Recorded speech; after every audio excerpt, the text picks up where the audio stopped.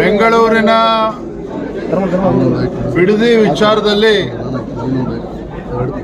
ಕಾಂಗ್ರೆಸ್ ಸರ್ಕಾರ, ರಾಜ್ಯದ ಮುಖ್ಯಮಂತ್ರಿಗಳು ಏನು ಬಂಡಾಟವನ್ನ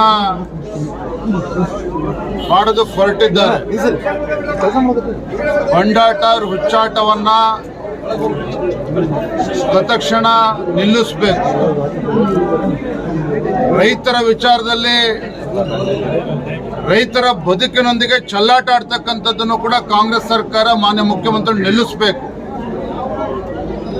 ಕಾಂಗ್ರೆಸ್ ಪಕ್ಷದ ಹೈಕಮಾಂಡಿನ ಹೊಟ್ಟೆ ತುಂಬಿಸೋದಕ್ಕೋಸ್ಕರ ಆ ಭಾಗದ ರೈತರ ಹೊಟ್ಟೆ ಮೇಲೆ ಹೊಡೆಯುವಂತ ಷಡ್ಯಂತ್ರ, ಕುತಂತ್ರ ಏನು ಮಾನ್ಯ ಮುಖ್ಯಮಂತ್ರಿಗಳ ನೇತೃತ್ವದಲ್ಲಿ ಆಗ್ತಾ ಇದೆ, ಇದನ್ನು ಭಾರತೀಯ ಜನತಾ ಪಾರ್ಟಿ ನಾವು ಬಲವಾಗಿ ಖಂಡಿಸ್ತೇವೆ.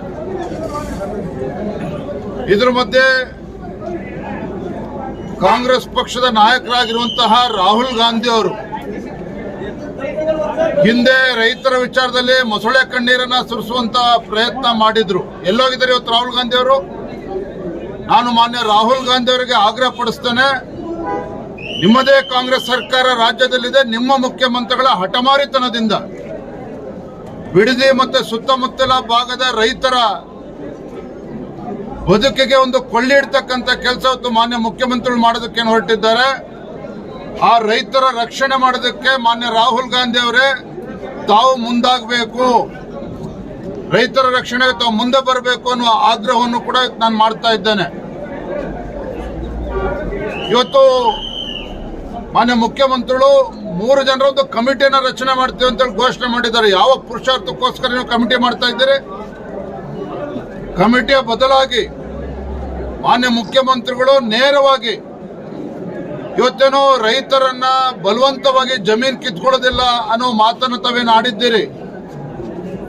ಹಿಂಬಾಗಿಲಿಂದ ಗುಂಡಾಗಳನ್ನ ಇವತ್ತು ರೈತರ ಮನೆಗೆ ರಾತ್ರೋರಾತ್ರಿ ಕಳಿಸಿ ಗುಂಡಾಗಳಿಂದ ಬೆದರಿಕೆ ಹಾಕಿಸ್ತಾ ಇದ್ದೀರಿ ಅಂತೇಳಿ ಸ್ವತಃ ರೈತರೇ ನಾವುಗಳು ಹೋದಂತ ಸಂದರ್ಭದಲ್ಲಿ ಮನವಿಯನ್ನ ಮಾಡಿದ್ದಾರೆ. ಗುಂಡಾಗಳು ಬಂದು ಹೆದರಿಸ್ತಾ ಇದ್ದಾರೆ, ಮನ ರಕ್ಷಣೆ ಕೊಡಿ ಎನ್ನುವ ಮಾತನ್ನು ಕೂಡ ಹೇಳಿದ್ದಾರೆ. ಒಂದು ಕಡೆ ಮುಖ್ಯಮಂತ್ರಿಗಳು ಕಪಟ ನಾಟಕವನ್ನು ಆಡಿಕೊಂಡು ಬಲವಂತವಾಗಿ ಜಮೀನನ್ನ ತೆಗೆದುಕೊಳ್ಳೋದಿಲ್ಲ, ರೈತರಿಂದ ಕಸ್ಕೊಳ್ಳೋದಿಲ್ಲ ಅಂತೇಳಿ ರಾತ್ರೋರಾತ್ರಿ ಹೊತ್ತು ಗುಂಡಾಗಳನ್ನ ಕಳಿಸಿ ಹೊತ್ತು ಜಮೀನನ್ನ ಫಲವತ್ತಾಗಿರ್ತಕ್ಕಂಥ ರೈತರ ಜಮೀನನ್ನ ಕಸ್ಕೊಳ್ಳೋಕೆ ಹೊರಟಿದ್ದಾರೆ. ಇದು ಅಕ್ಷಮ್ಯ ಅಪರಾಧ. ರೈತರ ಕೋಪಕ್ಕೆ ತುತ್ತಾದ್ರೆ ನಿಮ್ದು ಎಷ್ಟೇ ಬಲಿಷ್ಠ ಸರ್ಕಾರ ಇದ್ರೂ ಕೂಡ ಬಲಿ ತೆಗೆದುಕೊಳ್ಳದೆ ಬಿಡೋದಿಲ್ಲ.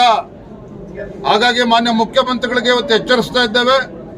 ನಾಡಿದ್ದು ಶುಕ್ರವಾರ 17ನೇ ತಾರೀಕು ಭಾರತೀಯ ಜನತಾ ಪಾರ್ಟಿ ನಮ್ಮೆಲ್ಲ ಶಾಸಕರು, ಸಂಸದರು, ವಿಧಾನ ಪರಿಷತ್ ಸದಸ್ಯರು ಮತ್ತೆ ಇಂದಿನ ಎಲ್ಲ ಚುನಾಯಿತ ಪ್ರತಿನಿಧಿಗಳ ನೇತೃತ್ವದಲ್ಲಿ ಫ್ರೀಡಂ ಪಾರ್ಕ್ನಲ್ಲಿ ಈ ಕಾಂಗ್ರೆಸ್ ಸರ್ಕಾರ, ಮುಖ್ಯಮಂತ್ರಿಗಳ ರೈತ ವಿರೋಧಿ ಧೋರಣೆ ಏನಿದೆ, ಈ ಧೋರಣೆ ವಿರುದ್ಧ ನಾವು ಬೃಹತ್ ಪ್ರತಿಭಟನೆಯನ್ನು ಹಮ್ಮಿಕೊಂಡಿದ್ದೇವೆ, ಆಗ್ರಹವನ್ನ ಮಾಡ್ತಾ ಇದ್ದೇವೆ. ಮಾನ್ಯ ಮುಖ್ಯಮಂತ್ರಿಗಳು ಈ ಬಿಡದಿ ಟೌನ್ಶಿಪ್ ಇಂದ ಇವತ್ತು ಹಿಂಸರ್ಕೊಳ್ಬೇಕು, ಮತ್ತೇನೋ ರೈತರ ಮೇಲೆ ಪ್ರಕರಣಗಳನ್ನು ದಾಖಲು ಮಾಡಿದ್ದಾರೆ, ಅದನ್ನ ಕೈ ಬಿಡಬೇಕು ಅನ್ನೋ ಆಗ್ರಹವನ್ನು ಕೂಡ ನಾವು ಮಾಡ್ತಾ ಇದ್ದೇವೆ. ಕೊಪ್ಪಳ ಇರ್ಬೋದು, ರಾಯಚೂರು ಜಿಲ್ಲೆ ಇರ್ಬೋದು, ಅಕ್ಕಪಕ್ಕ ಜಿಲ್ಲೆಗಳಲ್ಲಿ ರೈತರು ಇವತ್ತು ಬರಗಾಲದ ಪರಿಸ್ಥಿತಿಯನ್ನು ಎದುರಿಸ್ತಾ ಇದ್ದಾರೆ, ಸಂಕಷ್ಟದಲ್ಲಿದ್ದಾರೆ. ನಾನು ಶಿವರಾಜ್ ತಂಗಡಿಗೆ ಅವರ ಹೇಳಿಕೆಯನ್ನು ಗಮನಿಸ್ತಾ ಇದ್ದೆ.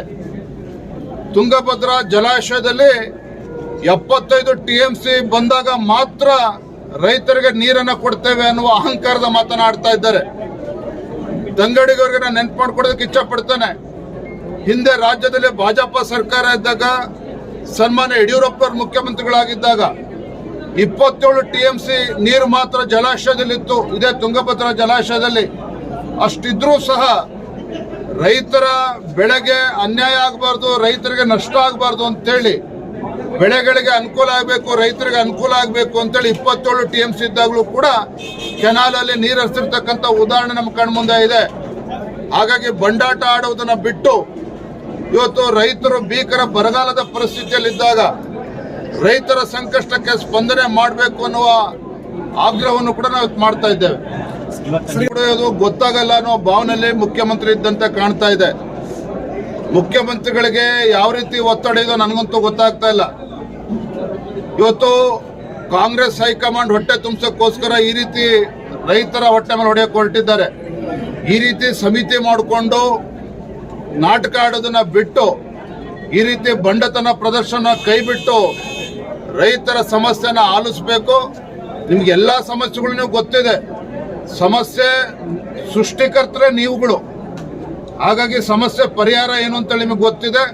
ರೈತರಿಗೆ ಅನ್ಯಾಯ ಮಾಡೋದನ್ನ ಬಿಟ್ಟು ಅದರಿಂದ ಹಿಂಸರಿಬೇಕು ಅನ್ನೋ ಆಗ್ರಹನ ಮಾಡ್ತಾ ಇದ್ದಾರೆ. ಡಿ.ಕೆ. ಶಿವಕುಮಾರ್ ಅವರು ದುರಂತ ಅಂತ ಹೇಳಿದ್ರೆ ಮುಖ್ಯಮಂತ್ರಿಗಳ ಬಾಯಲ್ಲಿ ಮಾತುಗಳು ಬರಬಾರ್ದು. ಮುಖ್ಯಮಂತ್ರಿಗಳು ಒಂದ್ ಕಡೆ ರೈತರಿಂದ ಒತ್ತಾಯ ಪೂರ್ವಕವಾಗಿ ಜಮೀನನ್ನ ಕಸ್ಕೊಳ್ಳೋದಿಲ್ಲ ಅನ್ನೋ ಮಾತನ್ನ ಆಡ್ತಾ ಇದ್ದಾರೆ.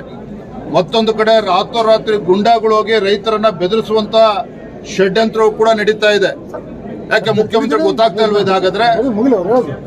ಈ ರೀತಿ ನಾಟಕ ಪ್ರದರ್ಶನ ಮಾಡೋದನ್ನ ಬಿಟ್ಟು ರೈತರ ವಿಚಾರದಲ್ಲಿ ಯಾಕೆಷ್ಟೊಂದು ಆಲಸ್ಯ ಕಾಂಗ್ರೆಸ್ನವ್ರಿಗೆ ನನಗಂತೂ ಅರ್ಥ ಆಗ್ತಾ ಇಲ್ಲ. ಈ ರೀತಿ ರೈತರನ್ನ ಕೆಣಕದನ್ನ ಬಿಟ್ಟು ಇವತ್ತೇನು ಮಹಿಳೆಯರು, ರೈತ ಕುಟುಂಬದವರು ಇವತ್ತು ಬಡಿಗೆ ಹಿಡ್ಕೊಂಡು ಬೀದಿಗಿಳಿತಕ್ಕಂಥ ಪರಿಸ್ಥಿತಿ ನಿರ್ಮಾಣ ಮಾಡ್ಕೊಂಡಿದ್ದಾರೆ. ಪರ್ಕೆ ಹಿಡ್ಕೊಂಡು ಇವತ್ತು ರೈತರೇನು ಬೀದಿಗಿಳಿದಿದ್ದಾರೆ. ಈಗಲಾದ್ರೂ ಕೂಡ ಎಚ್ಚೆತ್ಕೊಳ್ಬೇಕು ಅನ್ನುವ ಆಗ್ರಹ ನಾನು ಮಾಡ್ತಾ. ಈ ರೀತಿಯ ಅನುಕಂಪ ಗಿಟ್ಟಿಸ್ಕೊಳ್ತಕ್ಕಂಥ ಹೇಳಿಕೆ ನಮಗೆ ಅವಶ್ಯಕತೆ ಇಲ್ಲ. ರೈತರ ಬೇಡಿಕೆಗೆ ಸ್ಪಂದನೆ ಮಾಡಬೇಕು ಅನ್ನೋ ಆಗ್ರಹ ಮಾತ್ರ ನಾವು ಮಾಡ್ತಾ ಇರುವಂತದ್ದು. ಮುಖ್ಯಮಂತ್ರಿಗಳು ಈ ರೀತಿ ಹೇಳಿಕೆಗಳನ್ನು ಬಿಡಬೇಕು, ಸ್ಪಂದನೆ ಮಾಡಲಿ ರೈತರು.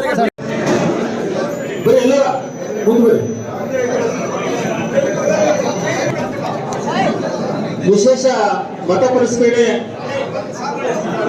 SIR ಕುರಿತು ವಿಶೇಷ ಶ್ರೀ ಕೆ. ಮಹೇಶ್ವರ್ ನೆರವೇರಿಸಿಕೊಡ್ಬೇಕಂತ ಅವ್ರಿಗೆ ವಿನಂತಿ ಮಾಡಿದ್ದಾರೆ.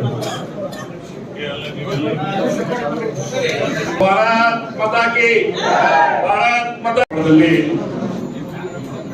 ವಿಶೇಷ ಮತ ಪರಿಷ್ಕರಣೆ ಮತ್ತು ವಿಶೇಷ ಸಭೆಯ ನಿರಂತರ ಸುದ್ದಿ ಹಾಗೂ ಮಾಹಿತಿಗಾಗಿ ನಮ್ಮ ಚಾನೆಲ್ ಲೈಕ್ ಮಾಡಿ ಮತ್ತು ಸಬ್ಸ್ಕ್ರೈಬ್ ಮಾಡಿ.